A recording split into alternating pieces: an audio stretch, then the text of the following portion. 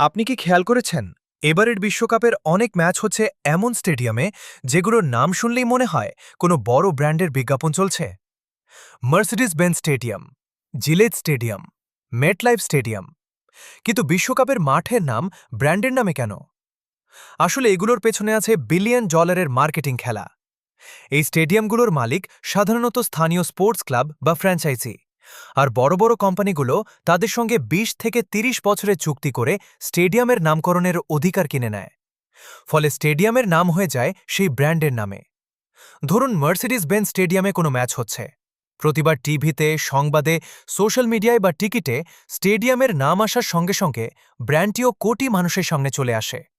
অর্থাৎ এটা শুধু একটা স্টেডিয়াম নয়, এটা বিশ্বের সবচেয়ে বড় বিলবোর্ডগুলোর একটি। আর বিশ্বকাপের মতো মঞ্চে সেই বিলবোর্ড দেখছে পুরো পৃথিবী।